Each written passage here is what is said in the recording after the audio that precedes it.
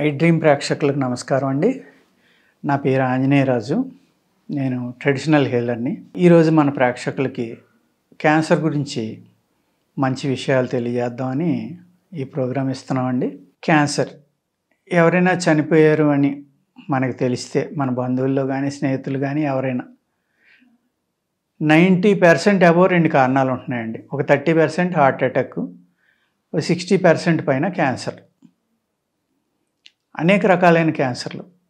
Almost చావు అంటే cancer వచ్చి చనిపోయారేమో, లేదంటే హార్ట్ అటాక్ వచ్చి చనిపోయారేమో, ఆ రెండే ఆలోచిస్తున్నారు ఎవరైనా. అదే విధమైన చావులు కూడా జరుగుతున్నాయి. హార్ట్ అటాక్ అనేది అదృష్టం అండి. మనం ఎవరి చేత చేయించుకోక్కర్లేదు, ఏమీ చేయక్కర్లేదు, చాలా హ్యాపీగా వెళ్ళిపోతాం మినిట్స్లోని. కానీ ఈ క్యాన్సర్ అనేది చాలా ఇబ్బంది పెడుతుందండి. మన ఆర్థికంగా నలిగిపోతారు.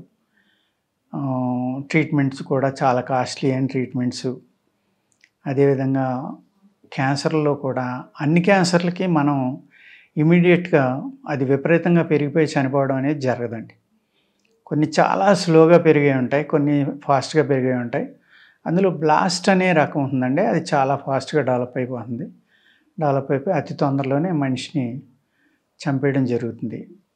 అందుకు ఏంటంటే మనం ఈ క్యాన్సర్ గురించి కూడా పూర్తిగా తెలుసుకుని భయపడకుండా పాజిటివ్ థింకింగ్ తోటి ఇది వచ్చినా పర్వాలేదు, నాకేమవదు, నేను బతకగలను అంటే కొన్ని యోగా సెంటర్స్లో వాళ్ళని ఎవ్రీడే కూర్చోబెట్టి ధ్యానం చేయించి ఇది నన్ను ఏమీ చేయదు, నాకు క్యాన్సర్ తగ్గిపోతుంది అని పదే పదే అనుకోవడం వల్ల అతను ఆ విధంగా సైకలాజికల్ ట్రీట్మెంట్ ఇచ్చి అతను మానసికంగా దానికి సిద్ధపడి ఈ సాధన అనేది చేయటం వల్ల వితౌట్ మెడిసిన్ కొంతమంది క్యాన్సర్లను కూడా తగ్గించారండి. అదేవిధంగా ఫాస్టింగ్ కూడా క్యాన్సర్లో చాలా బాగా పనిచేస్తుందండి. ఏదైతే ఈ మధ్యన ఏదో కీటో డైట్లని లేకపోతే ఏదో ఫాస్టింగ్ అంటున్నారు, ఆ ఫాస్టింగ్ చేయటం వల్ల కానీ ఇలాగా చేస్తున్నారు. అదే ఫాస్టింగ్ మనం తీసుకునే ఆహారం ఒక 50 అబౌవ్ తగ్గించేసి 30 to 40% ఇప్పుడు మనం తీసుకునే ఆహారాన్ని తీసుకుని హై పవర్ డ్రగ్స్ వాడకుండా ఉంటే మన శరీరం యొక్క ఇమ్యూనిటీని పెంచుకోవాలంటే మనం ఆహారాన్ని తగ్గించడం లేదు. మన హిందూ ధర్మశాస్త్రంలో ఉన్న ఉపవాసం చేయటం అనేది చాలా అద్భుతమైన ప్రక్రియ అండి.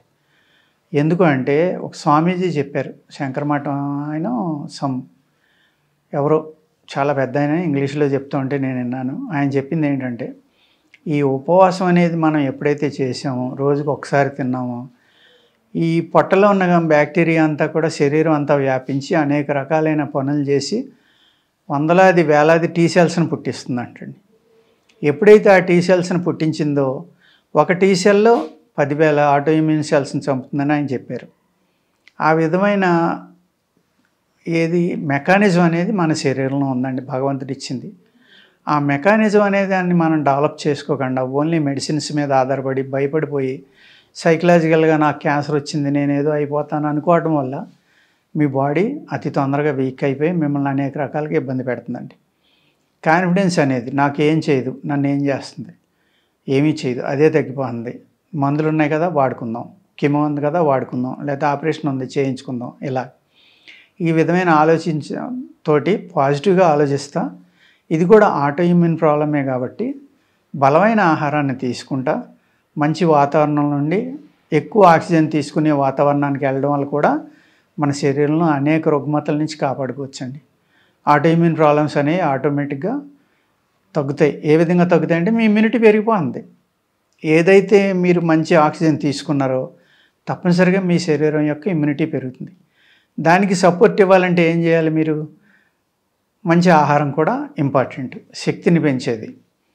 అప్పుడు ఇమ్యూనిటీ అనేది తగ్గకుండా ఉన్నప్పుడు ఈ ఆటో ఇమ్యూన్ అనేది మిమ్మల్ని డామినేట్ చేయడం కష్టం అవుతుంది అనమాట.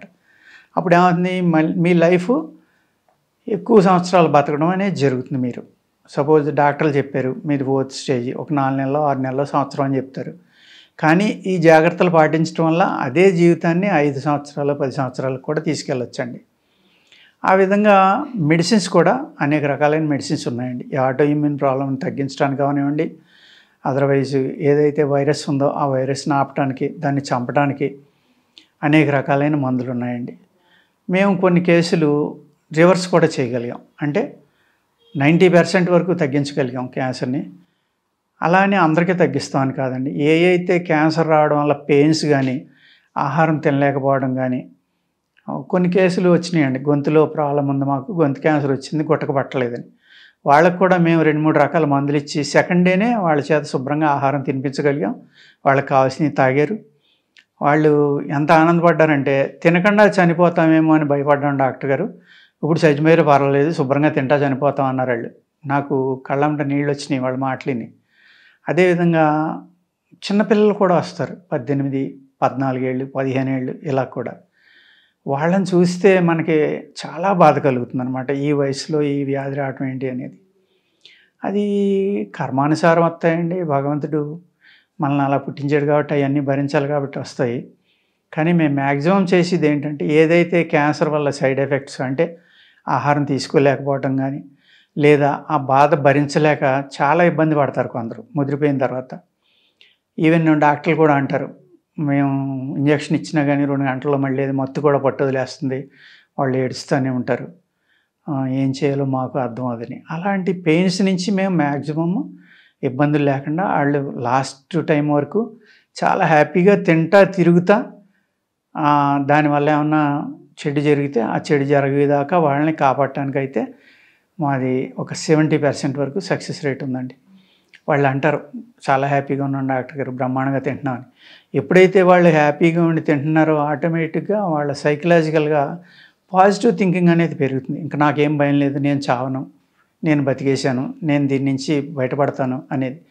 ఆ సైకలాజికల్గా వాళ్ళకి పాజిటివ్ థింకింగ్ అనేది చాలా అద్భుతంగా పనిచేస్తుందండి మానవ శరీరం మీద.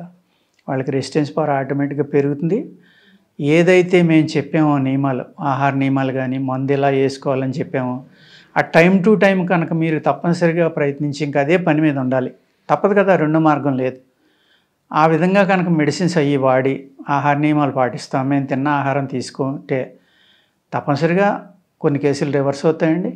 అదేవిధంగా మీ యొక్క జీవితం యొక్క లెంగ్త్ని పెంచుకోవడానికి, అంటే ఒక 6 నెలల, సంవత్సరం అనేది 3 ఏళ్ళు, 5 ఏళ్ళు, 10 ఏళ్ళు కూడా బతకడానికి అవకాశం ఉందండి. అంచేత ఆయుర్వేదంలో అద్భుతమైన మందులు ఉన్నాయండి, వాడుకోవచ్చు. ఈ హెర్బ్స్ కూడా చాలా బాగా పనిచేస్తాయి. అనేక రకాల వృక్షాలు, మూలికలు ఉన్నాయి. వాటి ద్వారా మనం మందులు తయారు చేసుకుని వాడుకుంటే తప్పనిసరిగా మనం క్యాన్సర్ నుంచి కూడా బయటపడటానికి, ఆ సైడ్ ఎఫెక్ట్ నుంచి మెయిన్ బయటపడటానికి, ఉన్ననాళ్ళు హ్యాపీగా జీవించడానికి చాలా బాగా ఉపయోగపడుతుందండి. నమస్కారం.